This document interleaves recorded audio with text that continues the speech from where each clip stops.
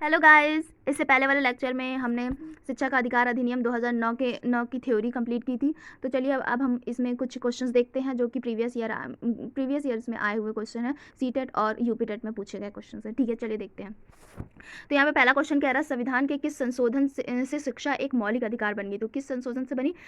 इसमें ऑप्शन दिया है 86वें संशोधन, 25वें संशोधन, 52वें संशोधन और 22वें संशोधन। तो संविधान जो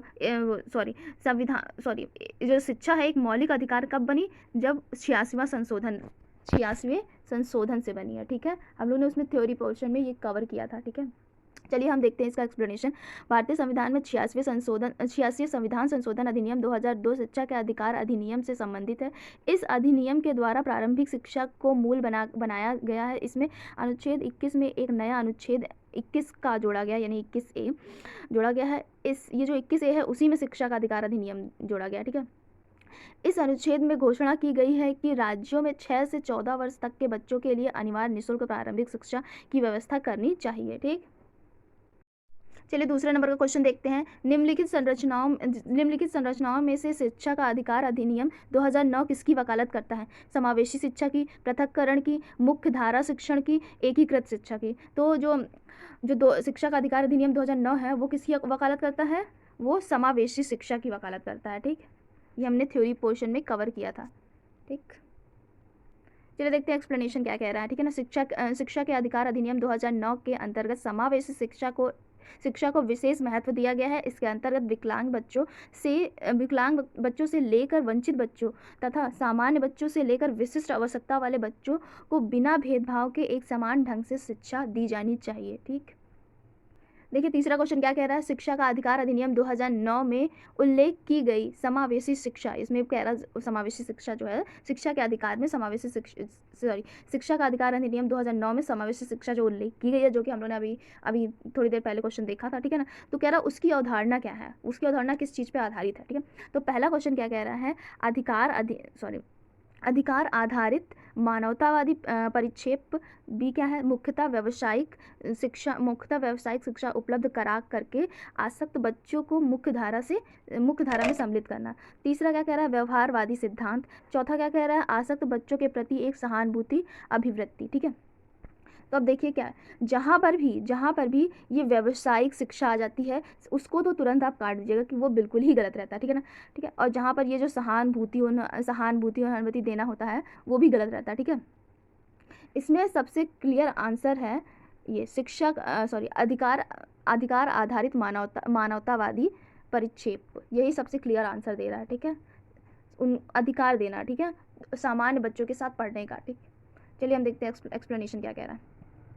शिक्षा के अधिकार अधिनियम 2009 के अंतर्गत समावेशी शिक्षा को विशेष महत्व दिया गया है। इसके अंतर्गत विकलांग बच्चों से वंचित बच्चों तथा सामान्य बच्चों से लेकर विशिष्ट आवश्यकता वाले बच्चों को बिना भेदभाव के एक सामान्य ढंग से शिक्षा दी जाती है। ठीक है, बिना किसी भेदभाव के, चाहे वो विकलांग हो चाहे आसक्त बच्चा हो, उसको एक सामान्य बच्चे के साथ ही बैठाल के पढ़ाया जाता है। ठीक है, चलिए अब हम कुछ बात करते हैं लर्निंग डिसेबिलिटी की, मतलब अधिगम अक्षमता के बारे में। ठीक है, लर्निंग डिसेबिलिटी में ये इनमें में से एक दो क्वेश्चन तो ज़रूर आ जाते हैं। ठीक है, तो देखिए पहले नंबर पे क्या कह रहा है, डिसलेक्सिया जो होता है, जो पढ़ने में जो भी प्रॉब्लम, अगर बच्चों को पढ़ने में कोई प्रॉब्लम आ रही है तो उस बीमारी को कहते हैं डिसलेक्सिया। ठीक है, डिस्ग्राफिया किसे कहते हैं, लिखने से संबंधित जो भी कठिनाई बच्चों में प्रॉब्लम होती है तो उसे डिस्ग्राफिया कहते हैं। ठीक है, तो जैसे कि अब देखिए यहाँ पे ग्राफ है। ठीक है, ग्राफ हम लोग हाथों से बनाते हैं ना, और लिखते भी हाथ से हैं, तो हम लोग ये कह सकते हैं, ये ट्रिक अब मैं अपने आप से बता रही हूँ कि जैसे कि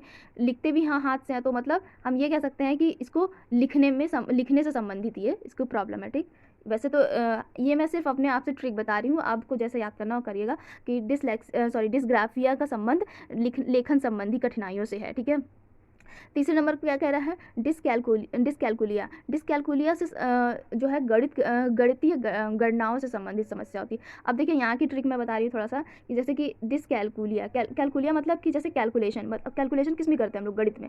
ठीक है, तो हम यहाँ पे ये कह सकते हैं कि मतलब कि यहाँ से हमें कैलकुलिया मतलब गणित से संबंधित रिलेटेड कठिनाई होती है। ठीक है, अब यहाँ पे चौथे नंबर पे क्या है, डिसमॉर्फिया मतलब भ्रम की स्थिति, मतलब कि भ्रम की स्थिति वाली कठिनाई होती है। ठीक है, वो ठीक से चीज़ों को समझ नहीं पाता है। ठीक बच्चा, तो यहाँ पे आप मॉर्फिया को मतलब आप समझ लीजिए कि भ्रम से संबंधित है, ठीक है। एक मिनट, देखिए अब 5 नंबर पे क्या है कि डिस्फेजिया। डिस्फेजिया मतलब कि बोलने से संबंधित होता है, लेकिन मैं इसकी ट्रिक अपने आप से बता रही हूँ। जैसे फेजिया, फेजिया से आप समझ लीजिए जैसे फंस जाना, फंस जाना किसमें, बोलने में, ठीक है। तो फेजिया मतलब फंस जाना किसमें, बोलने में। तो डिस्फेजिया किसमें किससे संबंधित बीमारी है, बोलने से संबंधित बीमारी है। मतलब वो क्लियर बच्चा बोल नहीं पाता है, ठीक है, अपने भावों को एक्सप्रेस नहीं कर पाता है, ठीक।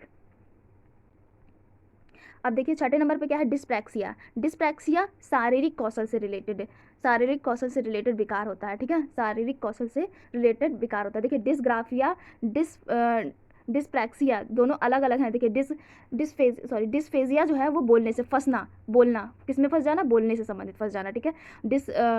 डिस्प्रैक्सिया क्या है, शारीरिक कौशल से रिलेटेड बीमारी है, ठीक है।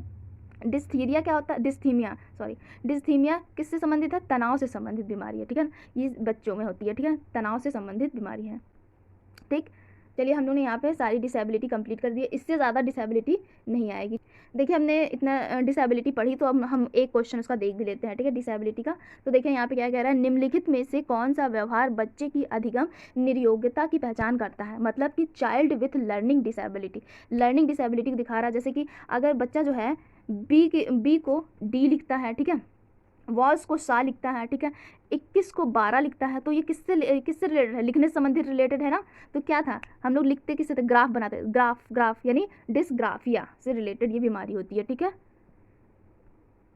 देखिए मैं यहाँ पे एक और क्वेश्चन ऐड कर रही हूँ जो कि हम लोग पढ़ चुके हैं इसके बारे में, जीन पियाजे में हम लोगों ने देखा थोड़ा बहुत। देखिए जैसे ये जीन पियाजे का नहीं है, इससे रिलेटेड अभी मैं समझाऊंगी, ठीक है। स्वजागरूकता एवं संज्ञानात्मक क्षमताओं का नियंत्रण जैसे योजना बनाना, समीक्षा करना और संशोधन करना इत्यादि डैश में अंतर्निहित है। ये जैसे कि योजना बनाना, समीक्षा करना, संशोधन करना किस में निहित है, एक मिनट, ठीक। पूछ रहा है कि जैसे योजना बनाना, समीक्षा करना और संशोधन करना ये किस में अंतर्निहित है, तो वो होगा संज्ञान बोधन में, मतलब मेटाकॉग्निशन में ही अंतर्निहित होगा, ठीक है। अब देखिए इसके जो है हम ये 4 चीज़ें हम पढ़ेंगे जिसमें आपको काफ़ी कन्फ्यूज़न रहता है, तो आप अभी कन्फ्यूज़न हटा लीजिएगा, ठीक है। एक मिनट, देखिए